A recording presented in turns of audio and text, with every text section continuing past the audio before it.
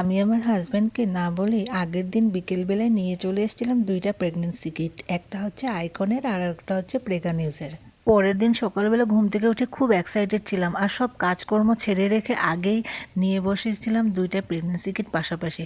সকালের first urine দুইটাতে সমানভাবে দিয়ে দিলাম, 2 ফোঁটা করে।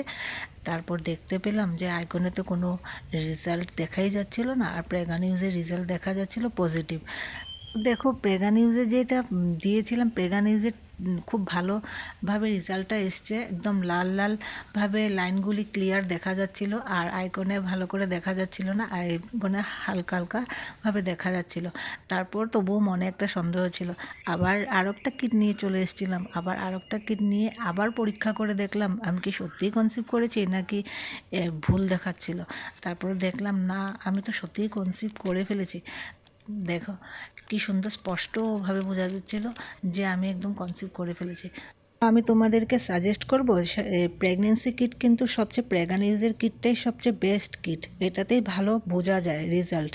আর দেখো, এই যে 3টা দাগ রয়েছে না, এখান থেকে যদি 2টা দাগ স্পষ্ট বুঝতে পারো তাহলে বুঝে যাবে তুমি কনসিভ করেছো।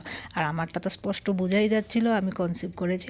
তারপর আমি তো খুশি হয়ে আমি আমার হাজব্যান্ডকে দেখাতে নিয়ে গেলাম, আর আমার হাজব্যান্ড তখন ঘুমিয়েছিল, ঘুম থেকে উঠেও নেই। আর আমি হাজব্যান্ডের কাছে নিয়ে যাচ্ছিলাম আর দেখাচ্ছিলাম, দেখো দেখো দেখো আমি কনসিভ করে ফেলছি। আর আমার হাজব্যান্ড ভাবছিল কী বলছি, বিশ্বাস করতে পারছিল না। তারপর চোখটা কষলে যখন কিটের দিকে দেখলো 2টাই পজিটিভ রেজাল্ট এসেছে। তারপর তো খুশিতে ওরও মনটা ভরে গেল, তো ও অনেক খুশি হয়ে গেল। তা আমিও তোমাদের সাথে এই খুশিটা শেয়ার করলাম, তোমাদের কেমন লাগলো জানিও কিন্তু।